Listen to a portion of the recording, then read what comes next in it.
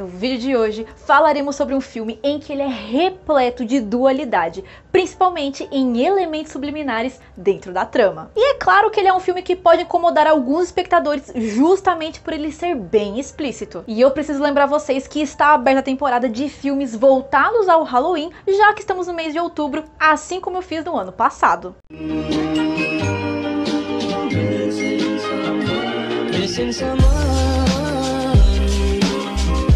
Olá, eu sou a Bianca Matos, aqui do Vídeo Insônia, e aqui no meu canal eu gosto de falar sobre filmes e às vezes sobre jogos bem peculiares. Eu gosto de falar sobre plano de cor, narrativa, enquadramento e tudo mais. E se você gostou, já deixa o gostei aqui embaixo, se inscreva e ative o sininho para as notificações, porque isso ajuda muito no crescimento do canal. Ginger Snaps, ou Possuída como ficou conhecido aqui no Brasil, é um longa canadense de terror lançado nos anos 2000, em que foi dirigido pelo John Fawcett, responsável também por The Boys Club de 1997 e co-criador da série Orphan Black de 2013 a 2017. A nossa trama de hoje começa na pequena cidadezinha fictícia Bailey Downs, em que está ocorrendo uma onda de assassinatos de cães pela vizinhança, em que eles são encontrados não apenas mortos, mas dilacerados da pior forma possível, transformando tudo que a gente vê no enquadramento em uma verdadeira cena de terror. E é nesse momento em que o espectador ele é apresentado às duas protagonistas do filme, começando pela Bridget Fitzgerald, que ela é interpretada pela Emily Perkins, e a sua irmã, a Ginger Fitzgerald, que ela é interpretada pela Katharine Isabelle, em que ambas, apesar de terem idades distintas, elas estudam na mesma sala, justamente porque a Bridget pulou um ano letivo por conta do alto desempenho escolar. As irmãs adolescentes nutrem um fascínio pela morte e, quando crianças, formaram até um pacto para se mudarem do subúrbio ou morrerem juntas aos 16 anos. Logo, vemos elas simularem mortes e assassinatos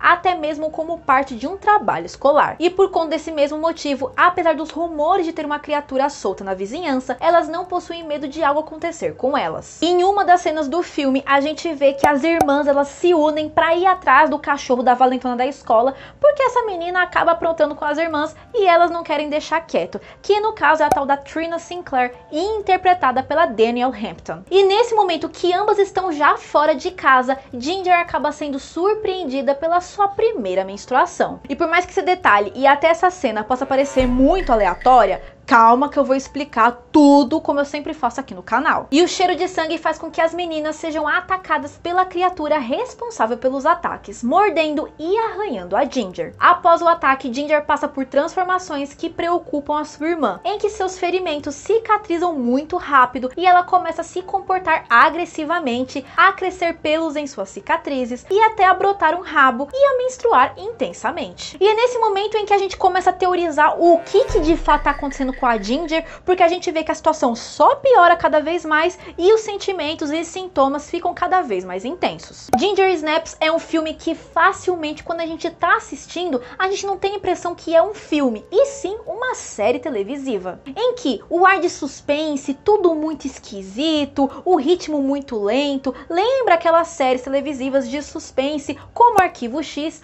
ou Twin Peaks. Mas outro fator que ajude muito o espectador a entender esse meu lado de eu falar que o filme parece uma série televisiva é por conta da atuação das nossas personagens principais. Isso porque quando a gente tá assistindo ao filme, não parece que a gente tá ali há 10 minutos dentro do filme. Parece que a gente assistiu a uns 90 episódios e a gente vê como elas interagem, como elas conversam e acha aquilo super natural. No entanto, quando vamos um pouquinho além e passamos a pesquisar mais a fundo, descobrimos que essa atuação entre elas não é por acaso, já que ambas compartilham de inúmeras coincidências em suas vivências, em que, coincidentemente, ambas as atrizes nasceram no mesmo hospital, frequentaram a mesma pré-escola, ensino fundamental e escolas particulares e estão na mesma agência. E além desses fatos que eu acabei de citar pra vocês, fiquem sabendo de outra coisa bizarra que a Emily Perkins, quando ela foi escalada pro filme de hoje, ela é 4 anos mais velha que a Katharine, mas mesmo assim ela fez o papel de irmã mais nova. E além de ambas estarem trabalhando juntas no filme de hoje e compartilharem de muitas coincidências coincidências em suas vidas, fiquem sabendo que elas também fizeram outros projetos no ramo do cinema em que eles conversam entre si também. Ambas participaram de episódios da série Supernatural e chegaram a estrelar em adaptações para TV de romances do Stephen King, com a Emily Perkins fazendo a versão original de It de 1990, enquanto a Katharine Isabelle ela fez a versão remake de Carrie a Estranha de 2002. No entanto, nem tudo são flores, isso porque aconteceram alguns empecilhos no caminho na hora de escalarem as nossas atrizes para o filme de hoje. E esses empecilhos acabaram acontecendo pelo filme ser do gênero de horror, com muito sangue e linguagem explícita, pois fazia pouco tempo em que o massacre de Columbine e o massacre de Alberta no Canadá haviam ocorrido. O anúncio da Toronto Star de que a Telefilme estava financiando um filme de terror adolescente foi recebido com uma onda de debate e indignação na mídia, o que gerou uma quantidade significativa de publicidade diversa em proporção ao tamanho do projeto. Justamente porque a mídia tinha muito medo do filme acabar influenciando das pessoas, dos jovens, dos adolescentes, acabarem fazendo alguma coisa de ruim, como aconteceram nos massacres anteriores. Para vocês verem que quando eu falo que a mídia norte-americana ela é um pouquinho problemática, vocês não podem esquecer que eu fiz um vídeo aqui no meu canal falando sobre o meu TCC, que eu abordo exatamente sobre esse assunto, e aí vocês vão entender tudinho. Desde o início, o diretor John Fawcett era bem objetivo. Ele sabia que queria fazer um filme de metamorfose e um filme de terror e que gostaria que fossem protagonistas mulheres. Então, apesar do projeto dele ter todos esses problemas que eu já tô citando pra vocês, ainda assim, com muito papinho e muita lábia, ele conseguiu trazer a Karen Walton pra trabalhar como roteirista pra ele. Ela, por sua vez, já gostava muito de filmes com lobisomens, mas admitia que todos os enredos pareciam muito iguais, mesmo tendo um lobisomem americano em Londres de 1981 como seu filme favorito. E aquilo, né, gente? Quem nunca odiou um gênero específico do cinema com unhas e dentes, mas tem aquele filme que é a sua exceção, que atire a primeira pedra. Karen Walton reconhece que o seu filme favorito se destacava um pouco dos demais, por ter uma trama mais intensa, porém, ainda se tratava de dois homens brancos lutando contra a fera dentro deles. Logo, para Fawcett impressionar a Walton e trazer um filme com uma premissa diferente, além dos pontos citados anteriormente, ele se recusou a ter efeitos CGI no filme, optando por efeitos totalmente feitos com próteses e maquiagem. E agora, sem mais delongas, finalmente iremos entrar numa breve discussão sobre os elementos dentro do filme, lembrando para vocês que iremos falar totalmente sobre a dualidade dentro da narrativa. Um ponto que particularmente eu achei muito inteligente do diretor, em que ele finge que tá falando de um negócio, mas na verdade ele tá cutucando e trazendo uma crítica social. Começando pelo fato de que no dia em que Ginger é atacada e passa a sofrer sua transformação, coincide justamente com o dia da sua primeira menstruação. Ironic, isn't it? E notamos que há todo um terror psicológico e pânico dentro da mente de Ginger por chegar a esse momento na sua vida. E ela acaba se comportando da mesma forma quando seu corpo passa a sofrer da mutação também. O que acaba sendo muito interessante, porque assim como o corpo da Ginger tá se transformando num lobo, tá passando por uma mutação, também tem o lance do corpo dela tá se transformando de um corpo de menina, de adolescente, para um corpo de mulher. Tecnicamente, gente, porque não vai problematizar a minha frase. Eu só tô querendo falar sobre a questão da poesia dentro do filme, sobre a transformação, de forma muito romantizada, entre várias aspas para vocês. Eu não tô falando de jeito nenhum que a menina tá pronta para encarar ali uma vida sexual ou outras consequências. E por conta dessas transformações, vemos momentos em que vemos o nojo que as pessoas sentem do suposto lobisomem que existe à solta na cidade, assim como dentro da casa das protagonistas, em que o próprio pai das garotas sente aversão à menstruação só de tocar no assunto. Do you think it's cramps? Give it a rest for 2 seconds. Oh, Pam, we're eating. Sem contar nas cenas em que existem outros animais, como outros cães ali na vizinhança, que eles acabam reagindo de forma super negativa a Ginger. Em que a gente não sabe se eles estão rosnando por causa que eles sabem que ela é a lobisomem ou se é porque ela tá menstruada. Daí fica o questionamento. E daí vocês também devem estar se perguntando: mas Bianca, a Ginger começa a mudar totalmente sua fisionomia. Unhas crescem, cabelo muda e ninguém acha estranho. Por que isso acontece? Pois bem, e é nesse momento do vídeo que eu vou falar novamente que o nosso diretor, ele pega um elemento fantástico para falar sobre algo mais sério, que é a menstruação. Porque por mais que ela pareça fisicamente diferente, eles não percebem, porque ela tecnicamente estaria realmente normal. E é nesse momento que essa coisa dela se ver diferente é uma questão psicológica dela mesma, como a gente já viu em outras cenas, que ela possui muito pânico e falta de autoestima por conta da sua nova fase na vida. Para a mulher, ao menstruarmos pela primeira vez, ficamos em choque justamente por essa nova mudança e, consequentemente, nova rotina nas nossas vidas dali pra frente. Logo, Ginger crê que ela está muito diferente, mas na realidade ela é a mesma pessoa. E outro trecho que eu não posso deixar de citar é quando a Ginger briga com a Brigitte, falando que ela não pode se curar, que ela não vai deixar nunca de ser uma lobisomem. E mais uma vez, assim como a menstruação não se cura, apenas aprendemos a conviver com ela. He's wrong, moron. You can't fix this. You don't know that. Just give me a chance. E eu preciso falar pra vocês que Ginger Snaps me lembra também de enredos de outros filmes. Um é cult e o outro nem tanto. E é nesse momento que vocês podem até estarem achando que eu estou debochando do filme de hoje, mas não estou. E isso me fez lembrar muito da personagem da Isabelle Adjani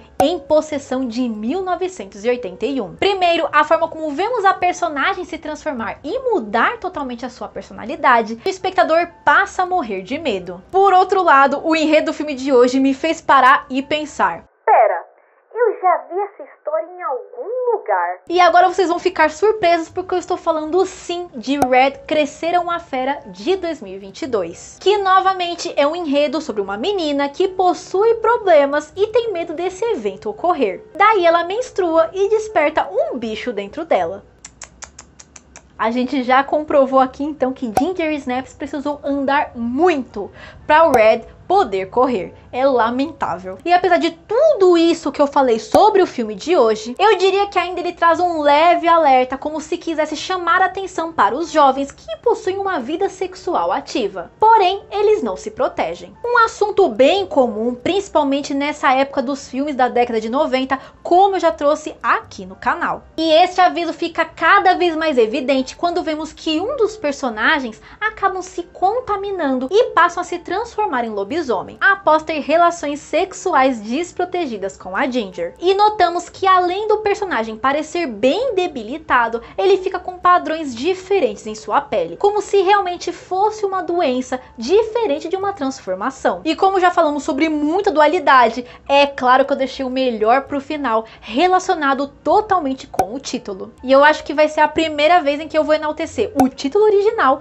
em vez do título que temos aqui no Brasil. E Ginger Snaps, ao contrário do que todo mundo possa pensar que está relacionado a uma gíria, na realidade é um biscoito duro com sabor de gengibre, que pode conter também outras especiarias junto ao ingrediente, mas aí depende da receita. Um ponto que faz total sentido com a Ginger, uma das nossas protagonistas, pois no início do filme ela é desejada, tímida e reservada, sendo a parte doce da sua personalidade. Sem contar que aí sim, Ginger, assim como o nome da nossa personagem, é uma gíria para as pessoas ruivas. E todas essas características viram do avesso quando ela passa a se transformar em lobisomem, fazendo referência à parte dura do biscoito ou bolacha. Ou seja, por mais que ela tenha um sabor doce e amável, por outro lado, ela é selvagem e osso duro de roer. E como já vimos que Ginger Snaps é repleto de dualidade, é claro que ele não ia deixar a semiótica de fora, não é mesmo? E é esse momento em que iremos falar sobre a paleta de cor e alguns dos objetos que aparecem no enquadramento que parecem que não tem sentido nenhum, mas eu diria que é totalmente ao contrário. Podemos começar falando do quarto das meninas, em que elas passam boa parte do filme conversando e tentando encontrar alguma solução ao problema. Suas paredes, as colchas e até a luz que bate na cortina de pedras se tornem um roxo. E nesse caso, diferente do que a gente pode pensar que está relacionado à morte ou às mortes dos personagens que estão por vir no filme, na realidade está totalmente ligado à transformação do corpo de mulher para o corpo de Lobis mulher. Assim como na cena em que ambas estão indo atrás de se vingar do cão que pertence à valentona da escola, e assim que Ginger percebe que tem sangue na sua perna por conta da sua menstruação, o enquadramento mostra um cavalo de brinquedo no parquinho na cor amarela, simbolizando totalmente o cuidado e a cautela que a personagem ou as personagens precisam ter dali pra frente, seja com a criatura ou com outras coisas que vão se desenvolvendo no enredo. E por último, se tem um outro lugar dentro do filme em que elas passam o maior tempo além do quarto, é o banheiro. Por ter uma cor forte e já passar um sentimento de claustrofobia, o ambiente é repleto de azulejos verdes, tanto nas paredes como no chão. E essa tonalidade faz referência a um momento sinistro, venenoso e que traz à tona a corrupção da personalidade da personagem. Já em relação à mise-en-scène, eu vou destacar para vocês um único objeto que traz uma enorme simbologia dentro da história de hoje. Primeiramente, essa cena se trata do primeiro assassinato envolvendo a tal da Valentona. Então, na cena seguinte, acontece um close super específico e rapidinho ali no objeto, que parece muito aleatório, mas estamos falando de uma arma de Chekhov. Ou seja, são elementos presentes dentro da trama necessários para algo no futuro, que, demorando ou não, esses mesmos objetos não são apresentados ao espectador realizando falsas promessas. Esse objeto, se ele aparece com esse propósito, então ele realmente vai afetar em algo. E não demora muito para este mesmo leite cair no chão e ele ser responsável por coagir com o assassinato, que por hora as garotas agem como se fosse totalmente acidental. Momentos mais tarde, vemos que outros copos de leite são servidos às personagens, em que apenas a Brigitte bebe enquanto a Ginger nem toca no objeto. Daí vocês guardem bem essa informação, pois apesar do copo de leite puro gerar um sentimento de desconforto no espectador por ser um alimento que associamos à maternidade ou a uma bebida inocente, sabemos também que ele é atrelado ao nazismo, supremacia branca e outros assuntos relacionados. Porém, a gente não pode esquecer que é um tipo de objeto, é um tipo de bebida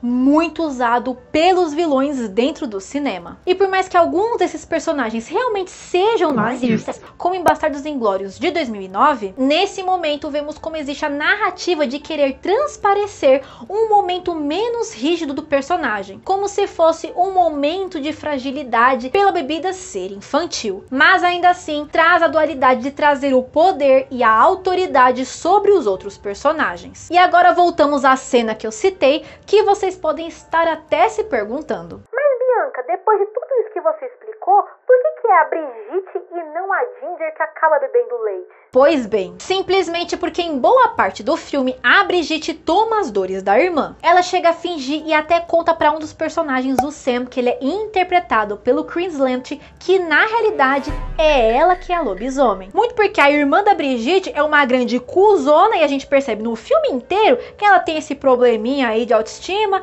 e aí quem tem que ficar tomando as dores e bater no peito e ir pra frente é a tal da Brigitte. E a Brigitte vai levando essa mentira pra frente até dizer chega. Só que ela se passa tanto pela sua irmã, carregando o problema que nem a pertence, que ela realmente encarna, aceita inconscientemente que é a vilã e simboliza ao espectador bebendo leite durante a cena. Com base nas vendas bem sucedidas na época, Ginger Snaps então conta com algumas sequências. Uma delas chamada Ginger Snaps 2 Unleashed e outra que na verdade seria um prequel chamado Ginger Snaps The Beginning, ambas de 2004. E apesar da primeira continuação não ter tido os problemas de produção como o primeiro filme, resultando em um lançamento mais amplo, ainda assim teve um desempenho inferior nas bilheterias. Logo, o prequel ele passou bem longe dos cinemas, indo diretamente no formato direct to video, que eu já falei sobre isso em outro vídeo aqui do canal, que inclusive faz parte do outro especial de Halloween que eu fiz no ano passado. E antes que a gente possa falar sobre a trilha sonora, eu preciso ainda falar pra vocês sobre as referências envolvendo o Ginger Snaps. Pois como vocês já sabem, o John Fawcett, o nosso diretor, ele também foi co-criador da série Orphan Black. E podemos ver referências à cidade fictícia de Ginger Snaps dentro da série, onde as irmãs Fitzgerald residem dentro do longa-metragem. Inclusive os atores Teddy Ann Maslany e o Eric Johnson, que fazem parte de Orphan Black, eles acabam estrelando as continuações de Ginger Snaps também. Já no mundo da música, eu não poderia deixar de lembrar da música Taste, da Sabrina Carpenter, em que ela traz até a Jenna Ortega para contracenar dentro do clipe, que tá sendo ali a atriz, né, que tá ali na Berlinda, queridinha dos novos filmes de terror, em que dentro do clipe a gente tem várias referências a inúmeros filmes clássicos de terror. Com um aspecto bem gore, podemos ver uma cena que faz referência ao Ginger Snaps, em que Sabrina Carpenter acaba sendo empalada em em uma cerca branca, semelhante aos ensaios fotográficos mórbidos em que as irmãs Fitzgerald tanto amam. A trilha sonora de Ginger Snaps conta com faixas que pertencem a diferentes subgêneros do rock, que passam a tensão, o suspense e toda a violência causada pela Ginger. Irei destacar Inside You, da banda Godhead,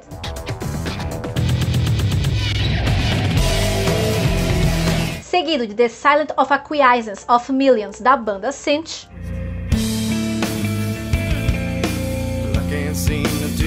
e por último Siberian Kiss, da banda Glassjaw.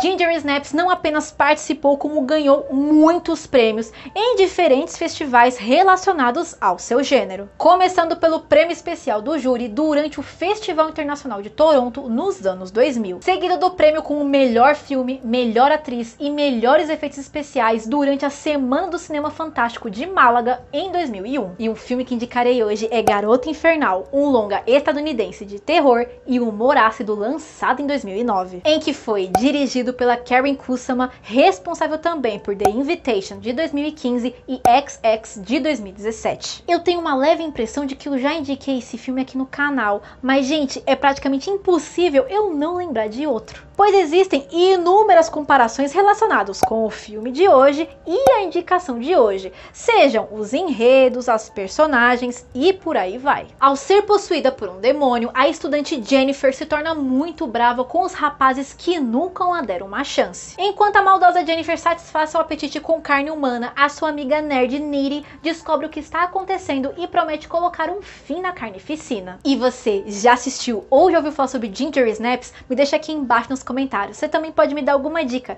de algum filme ou algum jogo que eu posso trazer aqui pro canal e contar mais detalhes como vocês já estão acostumados. E se você gostou, já deixa o gostei aqui embaixo, se inscreva e ative o sininho para as notificações, porque isso ajuda muito no crescimento do canal. E a gente se vê no próximo vídeo. Beijinhos!